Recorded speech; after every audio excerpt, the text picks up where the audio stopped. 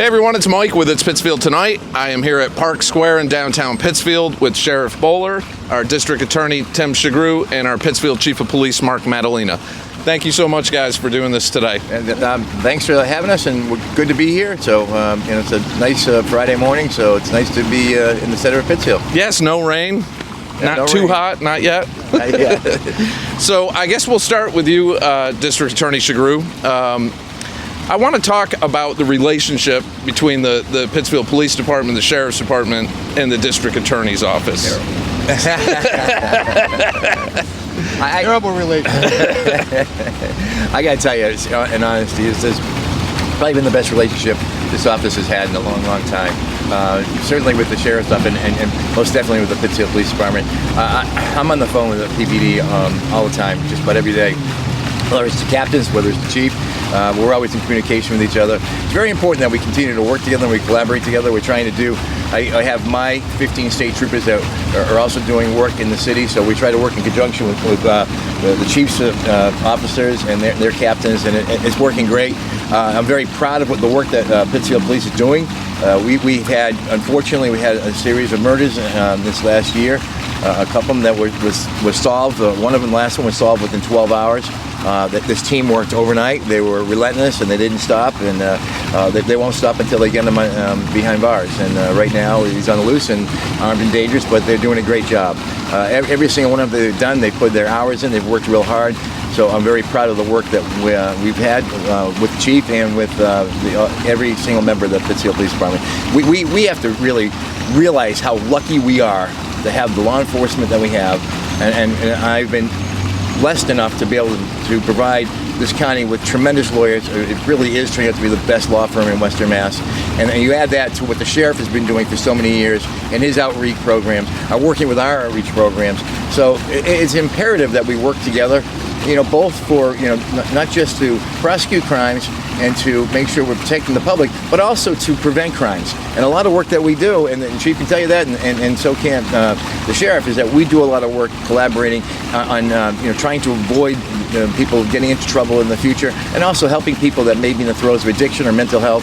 And so we work together to try to do that with programming. And I commend the sheriff to having really one of the leaders in the state of doing this type of work, especially getting people back into the community, back to work, and lowering the recidivism rate, and making sure that these individuals are getting to work and getting back to be productive members of our community.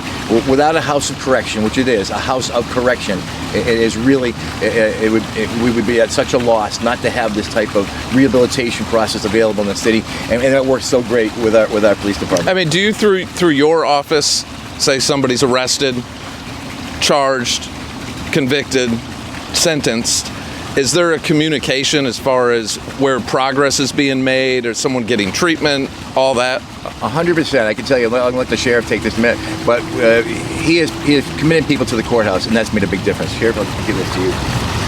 Yeah, one of the things that we did in the last couple of years, Mike, was we have a liaison. I have a Captain Sean Aiken, who's a liaison between the court, defense attorneys, DA's office, the judges, parole, probation.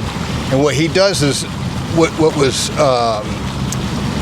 remiss for so many years was a lack of information on the inmate's part. Every inmate that comes into our facility has a portfolio within our facility from day one till they leave. And what we've been able to do is provide information to the courts, to the judges, to probation, even defense attorneys. Defense attorneys really don't have all the knowledge about the person they're defending. They rely on information given to them by the person they're representing. But we provide information to the DA's office, to the court system, so that they can make a really good judgment on the best path forward for that individual, whether it's going to state prison or whether it's coming back out into the community. So it's been really enhanced our communication between all the resources that we have, and it's been very informative for the DA's office. It allows these guys to go and present to the court, like I said, the best path forward for this individual, and it may be state prison. But if he's coming to our facility, we then, once they are sent to our facility, they have a progression of how they achieve and where they're classified, and with hopefully positive results to be reintegrated back into the community. So does that ultimately show that there's a reduction in recidivism because of that? Correct. And the other factor in this is our Second Street program, the aftercare program. Thousands of individuals have gone through that program, and we have knocked the recidivism rate down into low double-digit numbers, if not single-digit numbers, for the people that are attending the program there. Okay. Very, very successful. Started out with Jason Kyler as the executive director.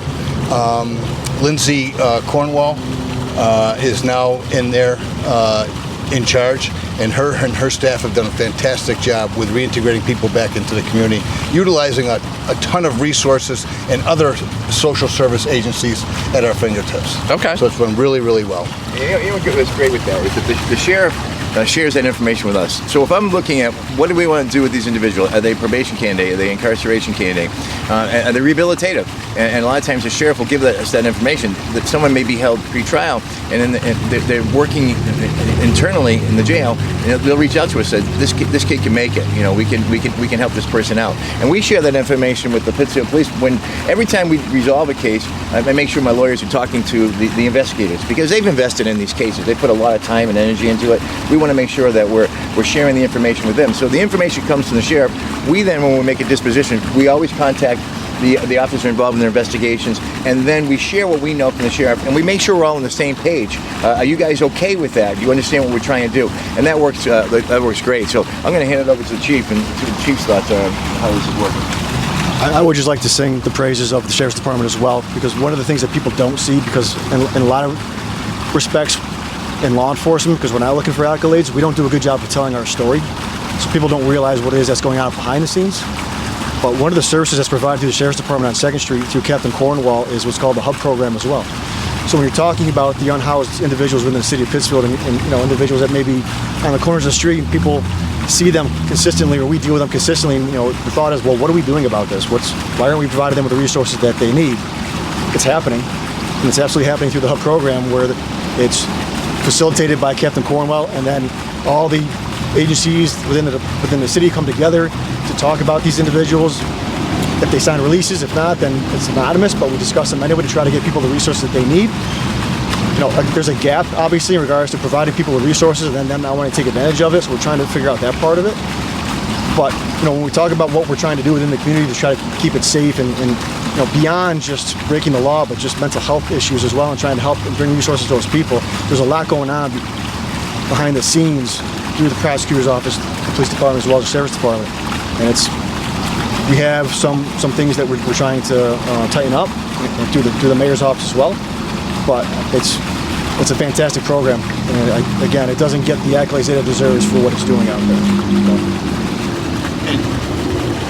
You know, the reason why we communicate with the individuals, especially the investigating officers or the arresting officers, is they're dealing with these individuals at a very difficult and vulnerable time.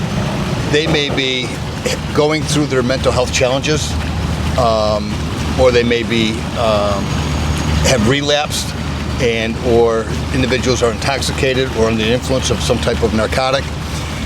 So that when they're dealing with them, it's a total different behavior that they're dealing with. Right. And it's not one that they appreciate or they like. But by the time they go through our services, now you have a different person involved.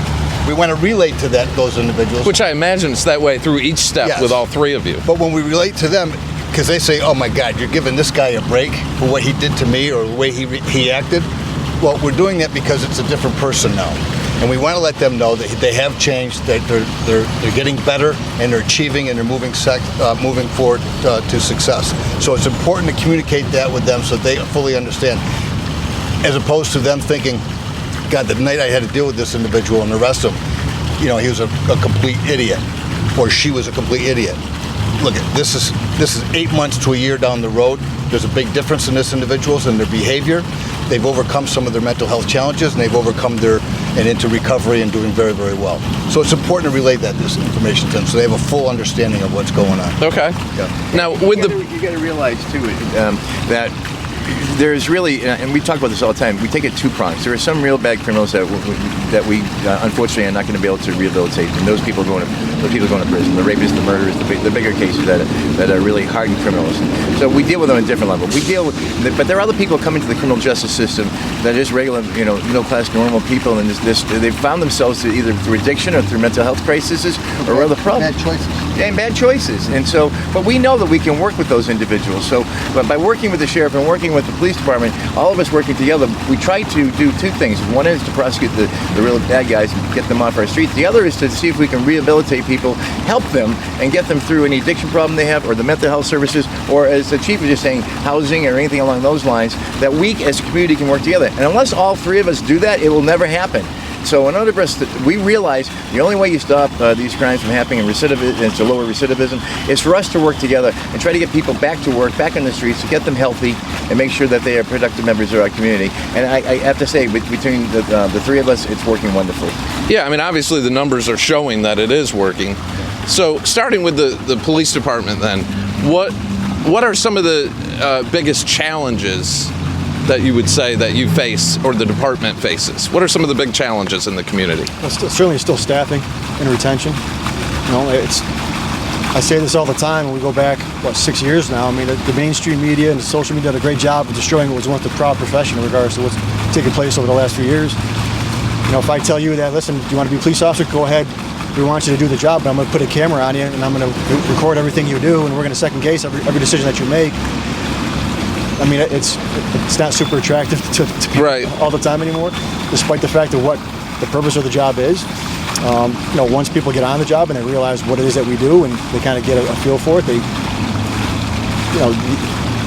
the satisfaction that you get from doing the job, I think, is obvious and evident, and it makes people want to stay, right? But you're getting a different kind of person these days, with the job climate being what it is, and with people's mindsets coming into it. We're not getting a lot of people necessarily that want to be police officers. We're getting people that need a job, right? So it's different. Is the commitment there? Is the passion there? Again, once they get on and they start doing it, I think the passion comes over time. I mean, I can't think of another profession that faces the scrutiny that policing does, because every officer in every department throughout the country speaks for every officer, basically. One cop does something bad in North Dakota, and you could have riots in Pittsfield, Massachusetts, and I don't know any other profession that carries that kind of influence. I mean, do you find that challenging at times? 100%, absolutely. And I think that's in a lot of the guys' minds. We have conversations with, when we talk about being proactive, and motivating our individual, our officers. Hey, let's go out there and do a little bit more. And it's really in the back of their heads. Well, geez, if I go out there and do a little bit more, do I put myself in a position where either, number one, I'm going to get myself in trouble, or am I going to put myself involved in a situation that's going to blow up? Whether it's an officer-involved shooting or what have you. So it's, we force liability in everybody's mind so much that people start second-guessing themselves and they start delaying their decision-making, which is dangerous in law enforcement for sure. But I don't know how you get over that at this point. I mean, that's where we are in society. So, but to your point, particularly for law enforcement, yeah, we're all painted with that really broad paintbrush. Well, what do you think the biggest misconception by the public is then? That we're bad guys, right? I mean, that this badge makes us something different than who we are, or because we put this uniform on that we feel like we're better than other people. At the end of the day, that could be further from the case. The interesting thing is when people go through the Citizens Academy, or when people come on the job and and they have this preset notion of who we are, and they get around us and they see it's like, oh, you're just a bunch of regular guys and who chose this profession to try to make a difference. Like that's what we do. We're not racist. We treat everybody equally. It's everyone's freedoms is just as important as our own and everybody else's, and we treat everybody fairly.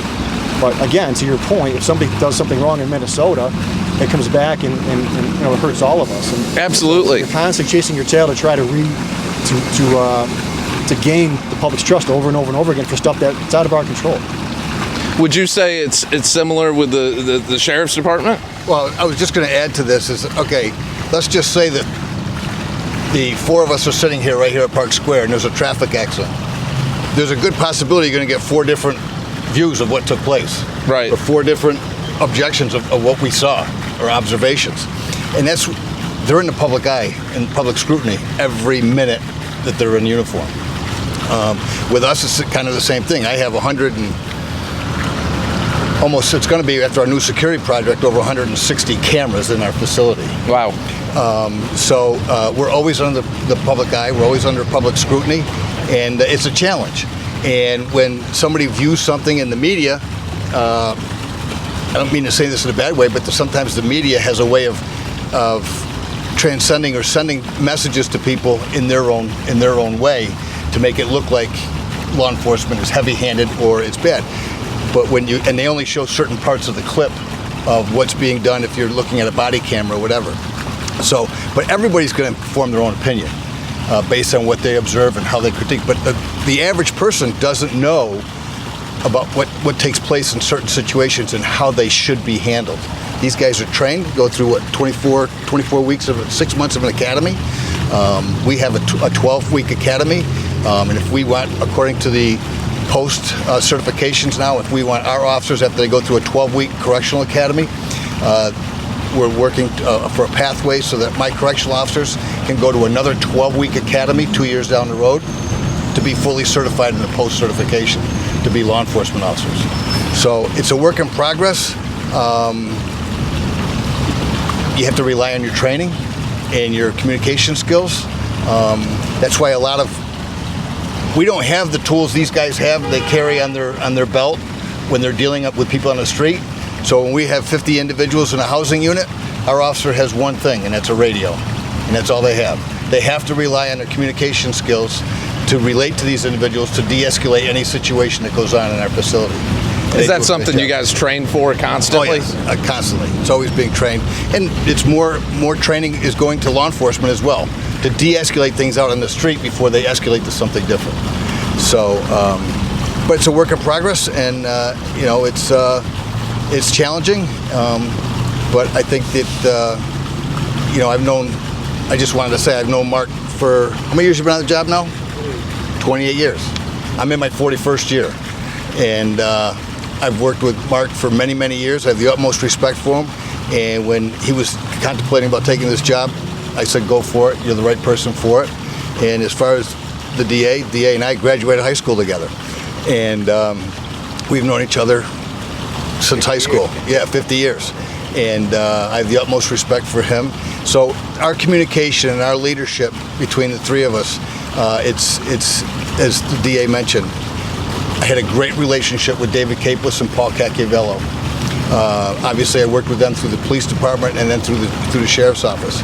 And our relationship is just as strong, if not stronger, because of our relationship, our friendship, and how we respect each other.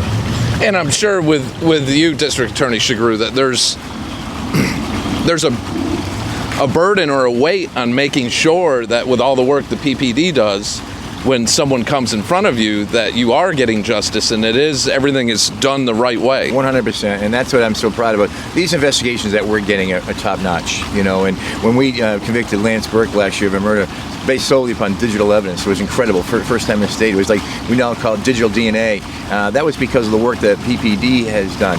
And unfortunately, in the media, a lot of times they attack the police department for things that happen, but we have to praise when good things are happening. And what's happening over there is tremendous investigations. They're bringing first quality stuff to us, and then we review it. Plus, we work with them. When we had some initial issues 3.5 years ago, I dealt with the department about what I was seeing.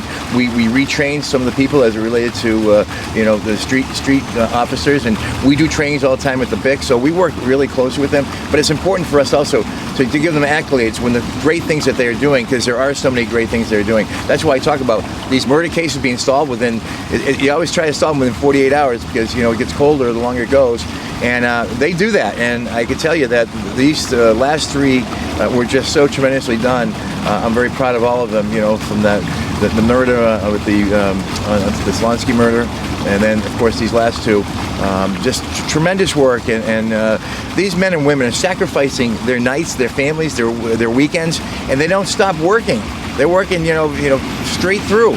And I'm getting called in the middle of the night. I know what's going on. I know how hard they're working. So I like to promote the good work that our department is doing. And again, I say we have to be very proud that we have a very good police department in the city of Pittsfield, as we do throughout the whole county of Berkshire County, which is the reason why we're having the success. Last year we got rid of 265 Superior Court criminal defendants cases. That's a lot. Well, when something comes in front of you, then in front of your office, what would you say the biggest misconception from the public is with that? Because social media has been a game changer for the past decade, right, for sure. Well, everybody wants the answers yesterday. You know, that's probably the biggest problem. And we're doing our investigations. You have to have patience. You know, they're doing their jobs. I'm in touch with them. We're working all the time. Well, you know, there's no such thing as a 9-to-5 job for any of the three of us. It's 24 hours a day, 7 days a week, 365 days a year. I don't care if it's Christmas, what it is. We're still working on that. I mean, I imagine one mistake could destroy an entire case. Oh, yeah. You've got to, and that's why my lawyers are available to help them out when they need issues regarding legality of certain things and getting search warrants. We work together. My first assistant is one of the first ones that will be up on that scene, and she also is helping with the search warrants when we're doing some of these murder cases or these big cases. So you've got to have your lawyers behind the officers doing the work, and they work so well together. That was the most important thing when I took this job, was to make sure that relationship was mended, because it had been destroyed for 4 years. So to make sure that was amended, so we'd have the relationship between the police department and the Berkshire District Attorney's Office and my lawyers speaking with the detectives and with the uniform guys, so that, and that's why I instituted a policy right away. You must call and be involved with the police department. Let them know what's happening with their case. If someone decides to plead out, you inform them. You try to call them ahead of time, get their input. We may not necessarily agree, but we get their input because they put their time and their lives on the line every single day. So that relationship has been wonderful. I can tell you that his detectives and captains will call me 3, 4 o'clock in the morning. No one's afraid to do that, and I encourage that, and they do that with my first assistant as well. So the biggest challenge is really having people having patience with the information is forthcoming, but I'm not going to release stuff that I don't have the full answer to yet. And I'm also not going to impede an investigation. So that's the hardest part, is people have to have patience with what we're doing. And you show the results. I mean, we've gotten through 10 murder trials in the last 3 years, and you know, we've done a great job. We've reduced so much guns and drugs off the street. The work that PPD has done to get guns and drugs off the street is incredible. If you can't even imagine how many guns have been removed from the street. And you know, in 2022, it was the Wild West here. That's not the case anymore. Do we have occasionals? Yes, we'll have occasional shootings. Nothing we can do about that. We're going to keep attacking them and going after them, but we've substantially reduced it because of the work that his men and women are doing in the department.